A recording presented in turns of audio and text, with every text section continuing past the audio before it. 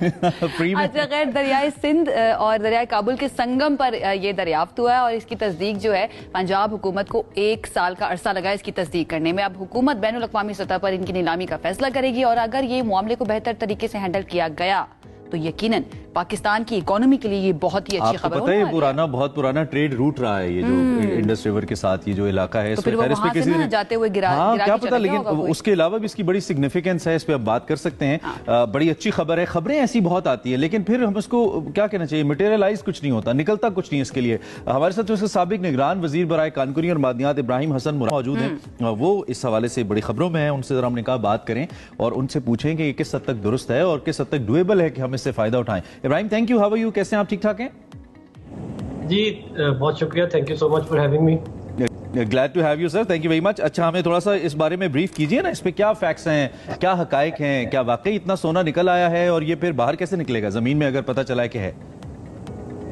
ये कहानी यहाँ से शुरू होती है कि 2023 अक्टूबर में जब हमारी हुकूमत थी तो एक जगह से हमें रिपोर्ट हुआ कि तकरीबन 40 से 50 एक्सकेवेटर्स अटक में, जहाँ से दरियाए सिंध पंजाब में दाखिल होता है, उधर इलीगल माइनिंग में इन्वॉल्व है।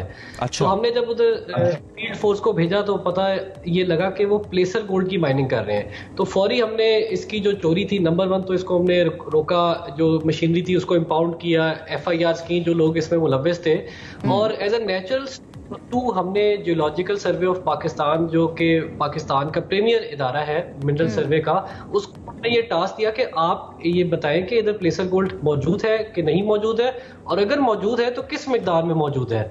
GSP ने कुछ लगा के फिर तकरीबन 127 साइट्स से 500 सैंपल इकट्ठे किए, और उसके बाद उन्होंने अपनी रिपोर्ट शाये की जिसमें उन्होंने ये बताया कि इधर तकरीबन 28 लाख तोले सोना अवेलेबल है, मौजूद है। तो इब्राहिम, आप ये कह रहे हैं कि ये एक्सीडेंटल डिस्कवरी थी, यहाँ से सोना मिलना, यहाँ पर पहले से रिसर्च नहीं हो रही थी? जी, इधर तो देखें सोने की होती थी चोरी, और जिस आदमी के पास एक छन्नी होती थी वो भी दरिया में पहुंच जाता था, जिसके पास एक एक्सकेवेटर के पैसे होते थे वो भी पहुंच जाता था, और जिसके पास 30-40 एक्सकेवेटर के वसाइल होते थे वो भी उनको किराए पे लेके उधर पहुंचा होता था। इसमें हमने नंबर 1 इसकी चोरी रोकनी थी, और इसको मैं एक और चीज क्लियर करूं कि जो प्लेसर गोल्ड है ये आता है आपके ऊपर पहाड़ों से, और एक ऐसी जगह होती है जिधर उसकी डेंसिटी की वजह से वो सेटल कर जाता है रिवर बेड के अंदर। तो आप जब 10-20 इसको एक्सकेवेट करते हैं तो ब्लैक सैंड के दरमियान से जब आप छानते हैं तो उसमें गोल्ड के आपको ट्रेसेस मिलते हैं। अच्छा, ये जो एक्टिव जी आप मुकम्मल करें। जो पानी का बहाव है वो कम होता है तो लोग उधर पहुंच जाते थे। ठीक है, हमने एक एक्सपर्ट से बात की थी अब से कुछ अर्सा पहले जब ये खबर आई थी, तो उन्होंने कहा था कि बहुत हैवी फाइनेंसेस इन्वॉल्व हैं, यहाँ पे इसको निकालने के लिए बड़ी मशीनरी चाहिए, टेक्नोलॉजी चाहिए। पाकिस्तान कहाँ स्टैंड कर रहा है फाइनेंसेस को लेकर भी और टेक्नोलॉजी और मशीनरी को लेकर भी? क्या हम खुद से कर सकते हैं इसकी माइनिंग, या फिर हमें किसी थर्ड पार्टी को, किसी दूसरे मुल्क को इन्वॉल्व करना पड़ेगा, और खुदा न खास्ता कहीं रेकोडेक वाली एपिसोड कोई ऐसी दोबारा ना हो जाए? हमें तो यही डर लगता है। देखिए, इसमें एक अच्छी बात यह है कि आपको बहुत ज्यादा नीचे जमीन के नहीं जाना। जिस तरह फर्ज करें चिन्योट में या बाकी जगह होता है कि आप कई हजारों फीट जो आप नीचे डिपॉजिट होता है, इसमें आपको रिवर बैंक के ऊपर प्लेसर गोल्ड जो है वो अवेलेबल है। तो तो हमारे पास जो जेम्स एंड ज्वेलरी एसोसिएशन है पाकिस्तान की, वो भी आए, उन्होंने कहा कि हम सारा अपना सोना स्मगल करके लाते हैं, आप ये हमें ब्लॉक्स दें, हम जहाँ से सोना प्रोड्यूस करेंगे उसको रिफाइन करेंगे और पूरी इंडस्ट्री सेट हो जाएगी। नंबर 2, हमारे पास चाइनीज ने कहा आप हमें दें, हमारे पास ऐसी टेक्नोलॉजी है कि हम कोशिश करके पूरा साल इसकी माइनिंग कर सकते हैं। तो इसमें बहुत पोटेंशियल है, और पाकिस्तान को इसको साफ तरीके से जो 9 ब्लॉक्स हैं इनका। अच्छा Ibrahim, this is very interesting कि वो जो एक कंपनी जिसका आप बता रहे हैं वो खुद आपको बता रही है कि हम स्मगल करके गोल्ड लेकर आते हैं पाकिस्तान। ये बताइएगा इसकी नीलामी कब तक मुतवक्के है और क्या एक्सपेक्ट करें हम, हमारी इकोनॉमी को इससे कितना फायदा हो सकता है और कब तक हो सकता है? देखें, ये जो 25 किलोमीटर की बेल्ट है ये तकरीबन 75 स्क्वायर किलोमीटर बनता है, जिसका हमने सर्वे कराया है, और सिर्फ इस एरिया के अंदर आपके पास 80,000 करोड़ का सोना मौजूद अवेलेबल है। अगर आप इसी तरह के सर्वे कराते जाएं फर्दर डाउन साउथ, और उसमें आप देखेंगे फर्दर कितने ब्लॉक्स हैं, तो उसको ब्लॉक्स की शक्ल में लाया जाए और फिर उसको SIFC के थ्रू ऑक्शन किया जाए। और इसमें ऑब्वियसली काफी रेवेन्यू जनरेट हो सकता है, पूरी एक पाकिस्तान के अंदर इंडस्ट्री खड़ी हो सकती है गोल्ड की।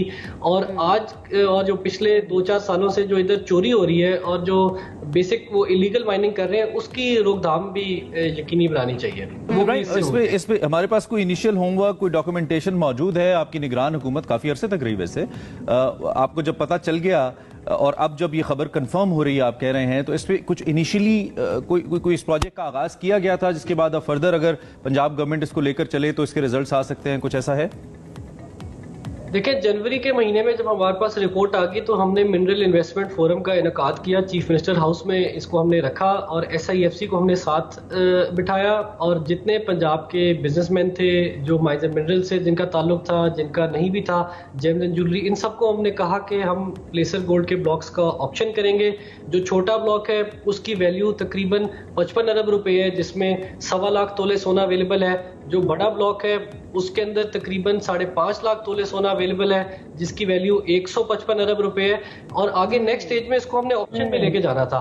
अब हुआ ये कि जब गर्मी आई तो पानी का बहाव बढ़ गया और वो जो है इशू हो गया। पिछले हफ्ते इंडियन मीडिया ने ये बात उठाई। इंडियन मीडिया को ये पता लगा कि पाकिस्तान में अटक के मुकाम पे सोना मौजूद है, तो क्या ये पाकिस्तान की तकदीर नहीं बदल देगा? और वहां से फिर जो है ये न्यूज दोबारा अब अलाइव हुई है। अच्छा इब्राहिम, ये बता दीजिए कि ये जो अब नई डिस्कवरी हुई है, क्या पाकिस्तान सिर्फ इसके लिए सेल्फ सफिशिएंट है या फिर भी हमें बाहर की किसी दूसरे मुल्क की, किसी दूसरी कंपनी की जरूरत पड़ सकती है इसको निकालने के लिए? देखें, इसमें जो एक बुनियादी बात है वो ये कि जो रिवर बेड है उसके ऊपर ऑब्वियसली पानी होता है। पानी की डेप्थ नंबर 1, नंबर 2 पानी का फ्लो। तो अगर ऐसे मुकामात हैं जिधर ये अवेलेबल है अच्छी मिकदार में और सस्टेनेबल माइनिंग उधर हो सकती है, उधर तो हमें इंटरनेशनल जो फ्रेंडली कंट्रीज हैं उनका ताउन दरकार होगा। लेकिन ये कि जो बेसिक माइनिंग है, अगर समझे सीजनल माइनिंग करनी है लो लेवल पे